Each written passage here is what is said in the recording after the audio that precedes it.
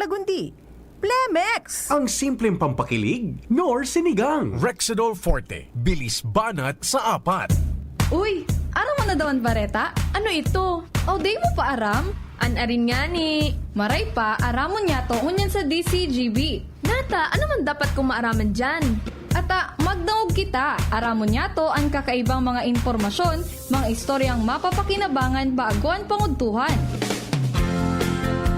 Totoo yan. Uya na ang programang Aramon Yato digdi sa DCGB. Kaiba si Mardelal. Aramon Yato. Maray na to po sa Indogabos mga tugang. Welcome po sa programang Aramon Yato sa DCGB. Ring on your bell, tap on your window too. If you don't come out tonight when the moon is bright, I'm gonna knock and ring and tap until you do. I'm gonna knock on your door, call out your name, wake up the town, you'll see. I'm gonna hoot and howl like a lovesick child until you say you're gonna come out with me. Hey little girl. May mga birthday ngunyan. Happy birthday po sa Indogabos. Mga tugang 15 bago magabot ang 11 o'clock in the morning. Day ko mababasa sa Indosulaman kan libro na pinaging issue mga tugang sa online buda sa mga media. Ang libro na sinurat data na pig-publish ni Vice President Sara Duterte. Halip po talaga na oras. Anyway, kung dito ngunyan madalaganan, dyan pong hapon. Dyan tabi sa programa tang Pinky on mo. Sa DCGB, Pinky unta daw tabi yan. Pinky unta daw tabi yan. Jasmine Baluloy muna. Mga tugang may dagdag na report habang tumatagal. Hey little girl, Lalong time to sleep. sumasaya. She Bago na mo, Jero. with you Iba na, bago na mo. Iba na ba itataram ko? down here. Jasmine, good morning. Come in. Yes, good morning Tabi VP. Assist na to yung mga paraan tabay. Para sa dagdag niya tong bako lang sa illegal na droga nakasentro. Ang pagtiripan na ataman sa Star kan kadagatan sa probinsya kan Albay na inisyatibo kan interagency siring kan Maritime Police, PDEA Albay, Police Provincial Office asin iba pa, kaibahan ang gobyerno provincial kan Albay, kudi magin sa iba pang bagay, siring kan terorismo, illegal na pagsira asin mga lakdang, paano maprotektaran ang satuyang kadagatan asin maedukar ang kada parasira. Sigun ini kay PDEA Albay, Provincial Officer Intelligence Agent 3 Noe Brigel, kung sain an inilansar na pagtiripo na may temang safeguarding the seas of Albay. Dagdag pa ni Brigel na apesar sa kamauwatan nindang maging drug-free ang satuyang kadagatan, abo ninda na maarog kita sa ibang rehiyon o probinsya na igwang retrieval ki mga illegal na droga arog kan Ilocos Sur na sarong parasira ang nag-turnover ki nagkakantidad bilyones pesos sa local police station. Siring man, para maedukar sinda ano ang dapat nagibuhon kung may makuha sindang illegal na droga sa kadagatan asin maging frontliner ang mga parasira dahil pangenot ining pinagkukuhaan ninda ki hanap buhay. Ngunyan na aldaw, nagpapadagos ang Albay Fisher Folks Organization Summit sa Legazpi City na itig inisyar kan Philippine Drug Enforcement Agency Albay, katuwang ang gobyerno provincial kan Albay, PNP Maritime Police asin ang Albay Provincial Police Office na may katuyuhan na maimpormaran asin mapararom ang kaaraman kan mga parasira sa probinsya sa indang importanteng papel na pagulon ang transaksyon ng illegal na droga sa kadagatan. Yan po ang mga dagdag na bareta. Halik sa luwas, Jasmine Baloloy, DCGB. Thank you very much, Jasmine, sa report. Hali po dyan mga tugang sa luwas. Yan ha. At least mga tugang, yan ang mga bagay-bagay na iyan. Padagos yan na pinag-arantabayan yan, pinagbabarantayan tabi ano yan digdi sa tuya na palibot. Asin sige sana naman ang plano, di ba? Sige ang mga plano nga sana ma-realisar, no? Sana po ma-realisar yan, tangani po na mas lalong magayon tabi ang resulta kana sa tuya tabi na palibot. Alright, o bueno, uni nga ni isikwan, gusto ko lang ining balikan si Director can be far, no? Ariel Pioquinto. Pasensya na po kamo, tapos kita ki oras, talipot na sa ng oras ta may black time pong pag 11 o'clock. So tungkol sa pinangako ko sendo ka subago, dumantabi sa programa tang anhapot, no, tungkol tabi sa libro ni BP Sara. Diyan na lang mo alas 3, magdagog na lang po kamo diyan alas 3 yo. Dumantabi papasadaan tayo yan. Okay. Si Director Ariel Pioquinto po, may pinadala sa kuya na statement can be far. I-reiterate ko inita. Nangyari baga po ini kan this week, di ba? Pero may pinadala sa kuyang kopya ta. May pakiuron mga tugang ang Bureau of Fisheries and Aquatic Resources regarding mga tugang sa pagdakop nin pating. Ang pagdakop palan, sa totoo lang, limitado ang sa kuyang kaaraman, no? Tungkol mga tugang sa pating. Ano nga na English kang pating? Shark. Kaya baga may gantang baby shark. Baby chararararat. Baby shark, kalalalala. Yan, baby shark. Shark. May nagkadarakop mga tugang na baby shark. Dumantabi, i-display sa sarong tindahan sa Saudan. Duman mga tugang sa Kwan, dumantabi sa Sursogon. Naging viral ini. Naging viral ini. Duman sa Matnog Market. Kaya, nagpaluwas kay ni official statement tabi and be far, no? Kaurong ko si Director Ariel Pioquinto, sabi niya, pwede nga ipaki-reiterate na tabi na maski palan sa ibang, maski yan nasaro sa ng pidasong pating, nailing mga tugang na pigtindaan dyan sa merkado, bawal pala yan, bawal palan mga tugang ang pagdakop nin maski saro sa na Ronald na pating. Sabi ni Director Ariel sa statement kan Bureau of Fisheries and Aquatic Resources, mahalon pala ang penalty kayan. Kaya mga tugang ngunyan, marambungon na maray ang kalunggay. Marambungon yan na maray mga tugang ang kalunggay sa tuyang palibot. Limitado pala ang pagdakop kang pating. Patingan iyan na, ano nga nang apod ka iyan? Yan baga na,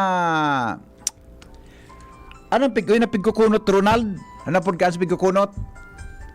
So, stingray. Ano nga na po? Ito, pagi ito. So, saro. So, anong pigkukunot na salbatan ng anso? Bawal pagi. So, saro ni kang pagi. Saro kang pagi. May term ka na saro eh. Bawal man palanda ko po niyan. Ta mga iyan po, delikadong mga species na sa tuyang palibot. Hello? Migo? Hello, Migo. Yes. Good noon. Ano? Yeah. Yan na sabi mo ngayon. May pinalidad ng namadakopgan? Igwa migo 300,000 to 3 million. 3 million. So, tabi, Migo ang mapod ay madakop. Bureau of Fisheries. Or saan mo isusubo, iusip? Iyan ang hapot. Kasi kung may batas pa rin. Kung yan umusip, duwang tindahan na digdi ang matadali. Iyong man. Ay, sakpon palang pwede ang local government unit palang. Pwede duman sa City Health? Bako sa sa ibang ahensya. Ara mo talinigo, tama ka sa ara mo ang kulang talang sa mga batas ta. Kung may nailing kang mabayola, saan ka maduman? Adi? Iyo gani, kaya gani, ang maiiling mo baga, magiri mo. Oo.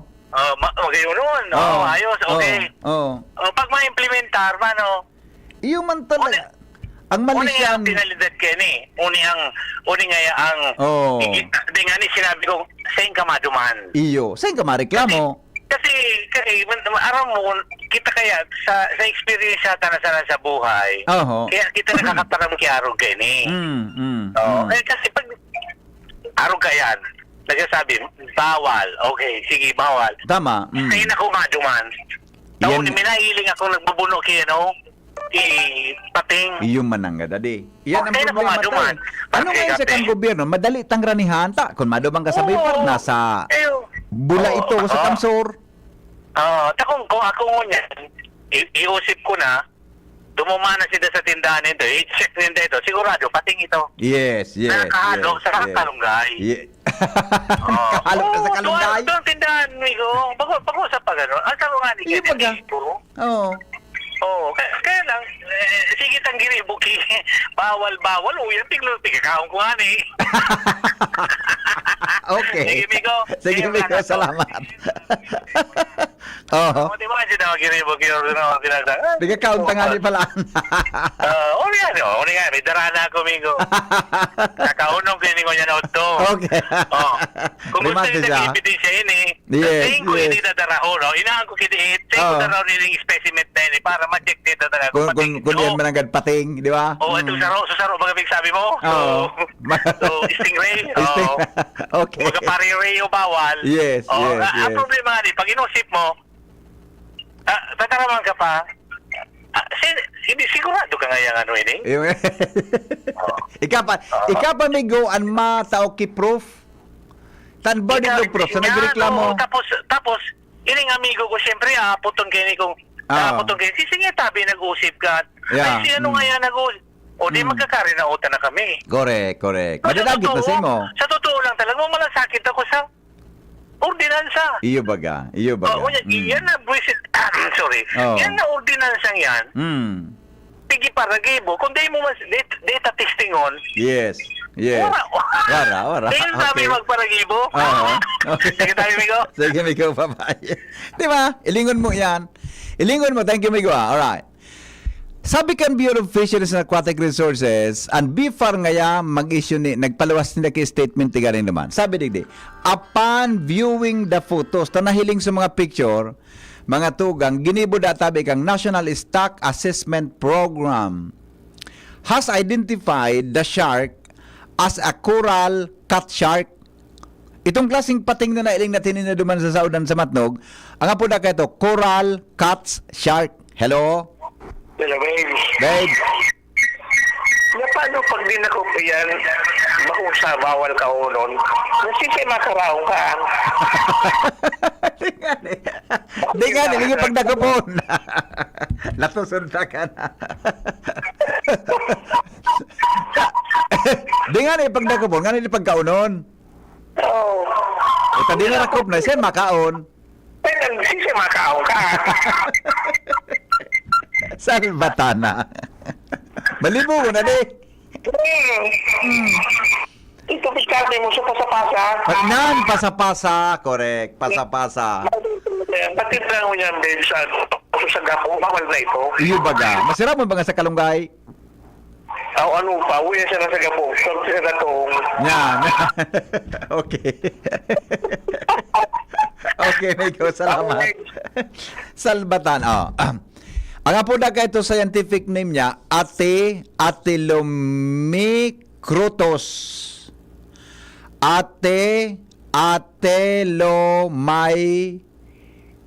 Atelomyceteros marmoratus. Salbatanaan. Marmoratus. A white-tip reef shark na Trianodon obesus. Ang coral cat shark databi is not listed under the Convention on International Trade in Endangered Species of Wild Fauna and Flora, but its capture and trade are covered by other applicable regulations. Bawal pala. O ni ang batas na pwedeng manimbag ka. Tama itong hapot ni Reds Kasabago.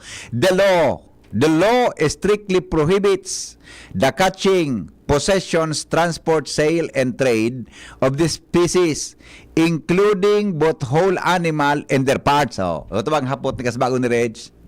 Pinabakal so parte mga tugang kang pating ng pagtubod niya, pating ito, o to isira na niya na ito. Magpabakal ka kang parting ito, such as shark fins. Violation of these regulations carry penalties including imprisonment of 5 to 8 years, 5 hanggang 8 taon, and fines ranging from 300,000 pesos to 3 million. Singdalan mo ako, Jerome Cunha, na sa mga sunod na programa. Yaw na. Ready na. Anong oras na? Pero okay na. 3 minutos pa, 3 minutos pa. Imagine pag nadakop ka pa lang ka, siya nasa linya sa DNR. Yaw na? Wow. Si Madam pala nasa linya. Alright. Hello po, Madam. Diba? Imagine palan, pag nadakop ka ito, mga tugang, na nagpabakal ka kang partikan pating, maski so parikpik, ano ang shark fins, bako parikpik yan? Anmulta na kan 8 to 5 years na pagkakulong, 300,000 to 3 million. Salbatana. Tama, so hapot ka sa bago ni Reg. Pag nahiling mo na may nagpabakal ka sa merkado, saan ka mareklamo, Tolos? Iyo tabi. Oh, yan tabi. Republic Act 10654 strengthens the protection of sharks and manta. Ito na pasapasa nga pod kay itong manta ray. Pasapasa baga? Manta ray. Sa mas batid dakulong kan, bawal man ang pagdakop kan. It includes provisions against illegal, unreported, unregulated fishing, particularly for endangered, threatened, vulnerable species, blah, blah, blah, blah, blah, blah, blah, blah, blah, to preserving marine diversity, specific special species that play and vital in maintaining ecological balance. Period. Ala.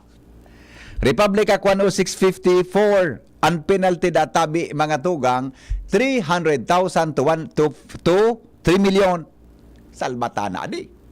300,000 to 3 million. Pwede kang makulong ng 5 hanggang 8 taon. Ladako pa kamo kipating budak pasa-pasa. Uy, ako nga pala, ngayon ko lang naaraman na ang BIFAR pala, dati siyang under kang DNR. Sa totoo lang, baka aramin ni kasutong friend ng taga-DNR. Di ba?